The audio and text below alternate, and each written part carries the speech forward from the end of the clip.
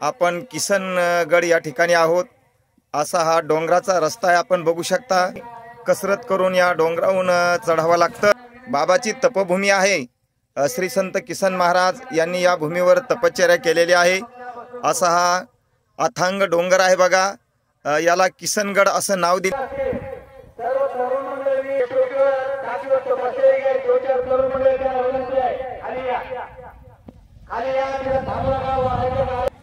हे जिस्त आहे, हे बाबाच्याच हातचे दगड आहेत, तर त्यांनीच बनवलेलं आहे। आपण बघू शकतो योगीराज, ही योगीराज श्री संत किसन बाबा यांची तपभूमी आहे।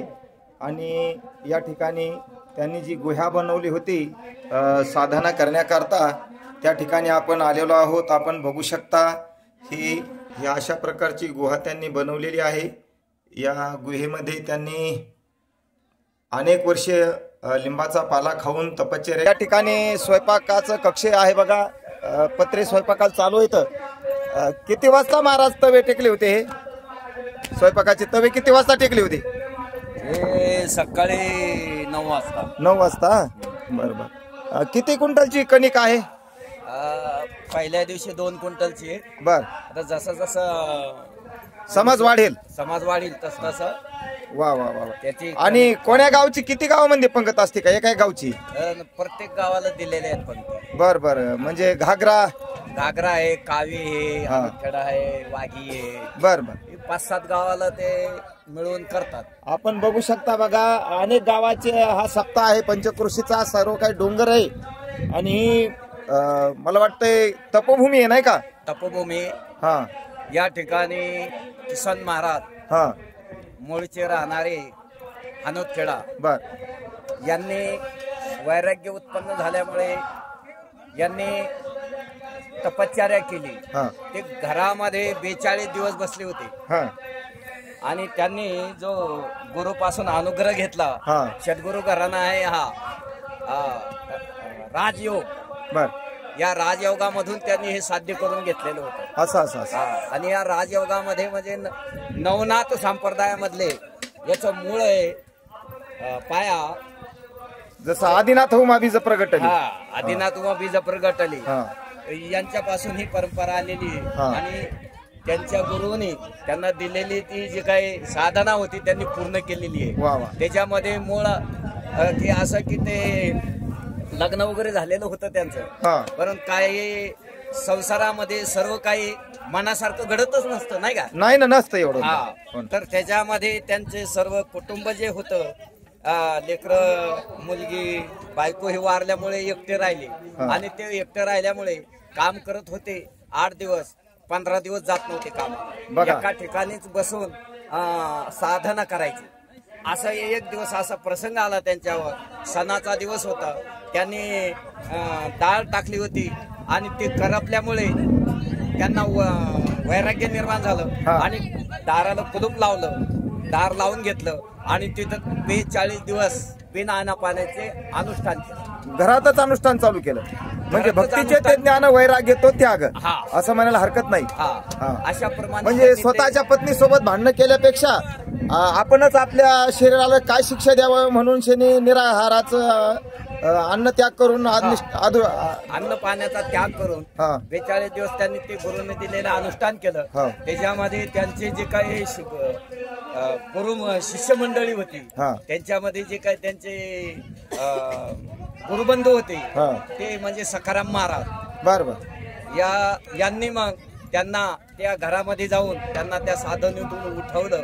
त्यावेळेस ते त्यांचा जो चमत्कार पहिलं तिथं दाखवला त्यांनी। आतमध्ये असताना त्यांनी बाहेरून आपल्या गुरुबंधूला सांगितलं, गुरुबंधूने त्याची परीक्षा घेतली की बाबा या ठिकाणी या कळशामध्ये पैसे ठेवले, किती आहेत बाबा, कुठं पैसे आहेत ते दाखवले।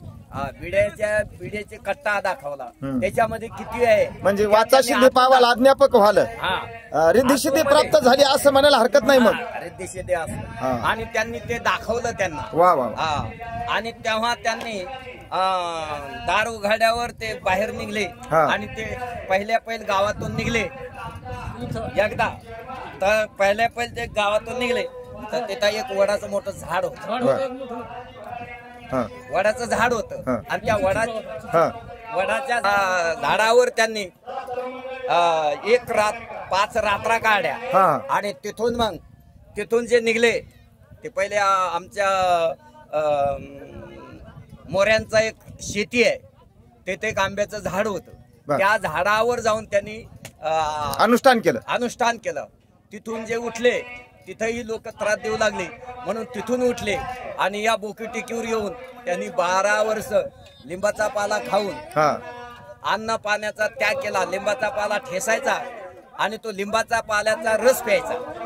अशा पद्धतीनं इथं 12 वर्ष त्यांनी तपश्चर्या केली. म्हणजे शीत येढावे उष्ण पांघुरावे आणि वृष्टीचे असावे घरातू. जे योग साधना सांगितली ज्ञानेश्वरीमध्ये किती अध्याय सांगितली महाराज मला काय आठवत नाही. 6व्या अध्यायामध्ये. हा 6व्या अध्यायामध्ये ती साधना त्यांनी पूर्ण केली म्हणायची. वा वा. आणि इथं पूर्ण ती साधना झाल्याच्या नंतर या ठिकाणी त्यांचे जे काही गुरुबंधू होते काही त्याच्यामध्ये शेदूजी भराडे हे मुख्य होते त्याच्यामध्ये. आणि संक्रांतचे मला वाटतं अवधूत गुरुजी म्हणून होते एक ब्राह्मण ते बी होते. नंतर त्यांचा प्रसंग तिथं आलेला आहे आणि त्या ठिकाणी त्यांनी असे इथं चमत्कार बरेच केले. या ठिकाणी ते राहत असताना कोणालाही जवळ येऊ देत नव्हते. दगड मारायचे पण दगड कोणाला लागले नाही. म्हणजे महत्व हरवी चातुर्य लपवी आणि येऊ दिलं नाही. महत्व हरवी चातुर्य लपवी पिशे पण मिरवी जगा माझी. म्हणजे पिशासारखं राहायचं. पिशासारखे राहायचे आणि लोक भंडारा वगैरे करायचे. त्यावेळेस ते जवळ कोणाला म्हणजे या बोकीटेकीच्या खालीच नवस करायचे. तो नवस त्यांना पूर्ण व्हायचे. ज्याला लेकर नाही त्या लेकर झाले. ज्याला धन दौलत नाही त्याला धन दौलत वाचा सिद्धी पावाला अज्ञापक व्हाल.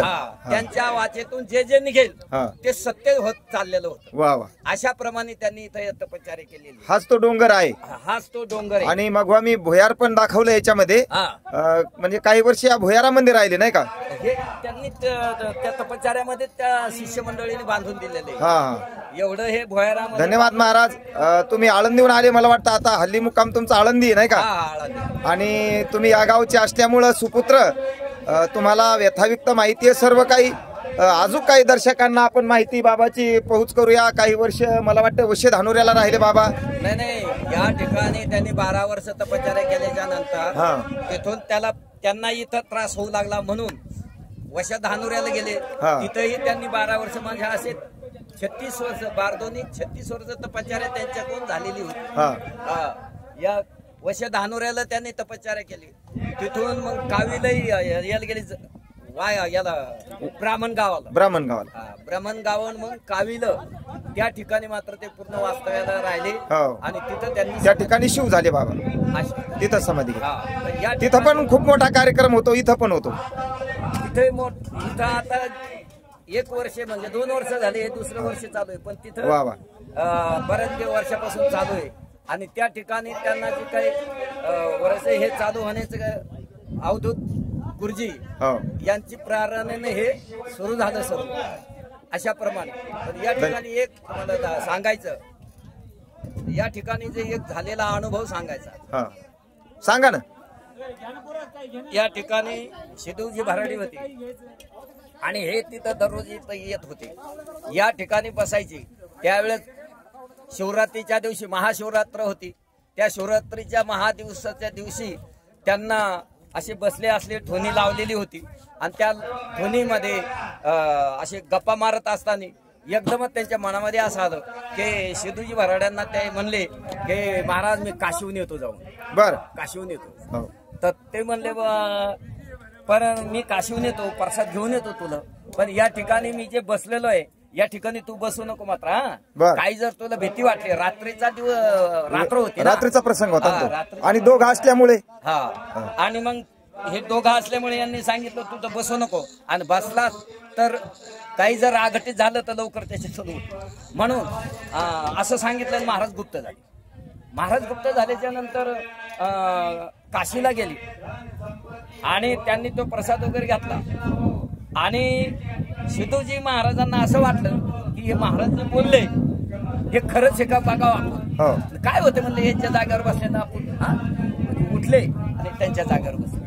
ज्यावेळेस त्यांच्या जागेवर बसले त्यावेळेस एकदम असे शंकराचे जे दूत असतात हो ते प्रकट झाला एक यमदूत हा हो. यमदूत नाही हा, शंकराचे दूत देवदूत शंकराचे दूत देवदूत हा. हा ते प्रकट झाले आणि प्रकट झाल्यावर दाढी वगैरे भयानक असं स्वरूप त्यांचं पाहिलं आणि तेव्हा त्यांना असं वाटलं पटुरूप होतं थोडं आणि त्यांना असं वाटलं की नक्की आता आपल्याला मारणार ते घाबरले तिथून उठले आणि आपल्या जागेवर जाऊन बसले आणि तेवढ्यामध्ये महाराज तिथं प्रकट झाले महाराजांनी सांगितलं अरे तुला काय दिसलं का रे म्हणले सेतूजी अहो म्हणले महाराज एक बट्टो एक असा दाढीवाला शंकराचे दूध दिसलं अहो म्हणले तू बराबर लवकर उठला नाही तर तुलाही मारला असतं या ठिकाणी ही घटना आम्हाला तर कळत नाही पण हीच घटना शिदूजी भराड्याने आम्हाला सांगितली त्यांच्या मुखातून ऐकलेली त्यांच्या तुम्ही? मुखातून आम्ही सत्य घटना आहे महाराज, खूप आणि मोठी तो घटना आहे. प्रसाद त्यांनी शिदूजी भराड्यांना दिलेला वा आहे वा. हा एक चमत्कार आहे वा. अशा प्रमाणे इथं या ठिकाणी अजून अनेक बरेचसे सांगायचं धन्यवाद महाराज. आपल्याला वेळ मिळेल असा आपण अजून क्लिप काही दर्शकांना पोहोचू. काय काय बाबाचे अनुभव इथं ते पण पोहोचूया. आपण या ठिकाणी थांबू. रामकृष्ण हरी. मला वाटतं आचार्य आहेत नाही का बबनराव? किती पातेले लागतात वरणाचे? असे 2 लागतात का? बरं बरं. आणि म्हणजे तुम्ही सर्व स्वयंपाकाचं तुमच्याकडे नियोजन आहे का? कोण्या गावची पंगत आहे आज? बरं, रोज पंक्ती दिलेल्या आहेत हा? आणि किती लागतं अन्नधान्य दररोज? अन्नधान्य आज समजा 2.5 क्विंटल लागल. हा सिऱ्याचं एक 60 किलो 70 किलो आधार आहे. बरं बरं. आणि 60 किलो तुम्हाला सहकारी गाववाले असे पंचक्रोशीतले करतात का काही मुले? प्रत्येक गावाले करते. मला वाटतं पूर्ण तरणेच मुलं आहेत नाही का? तरणेच मुलं आहे. वा वा वा, धन्यवाद. आता भागवत कथा संपलेली आहे आणि पंगत चालू आहे बघा. दर्शकांना आपण पंगत पण दाखवणार. पंगत चालू आहे. हीच ती बाबाची मूर्ती आहे. या ठिकाणी बाबाच्या मूर्तीची प्राणप्रतिष्ठा झालेली आहे. पाठीमागं विठ्ठल रुक्मिणी आहेत. सायखेडकर लाईव्ह शूटिंग घेत आहेत. हे महाराष्ट्रभर दिसणार आहे बरं का. ठिकाणी जेवण करतात, टेकडी दिसणार आहे, मंडप दिसणार आहेत, भोजन करताना सुद्धा दिसणार आहे. खरोखर महाराज तुम्ही आलात, तुम्हाला या ठिकाणी कोटी कोटी धन्यवाद.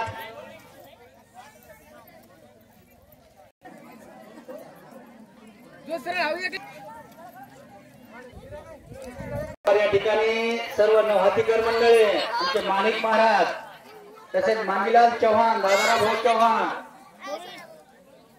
हा वटवृक्ष आहे बाबांनीच लावलेला. घागरेकर, माणिक महाराजांना महिला मंडळी लक्ष राहू द्या, थोडं पुढे बघू शकता हा कळस आहे शिखरावरला. लक्ष राहू द्या, काय असं ते आवाज द्या. ही असणारी पर्णकुटी आहे बघा, आपण बघू शकता.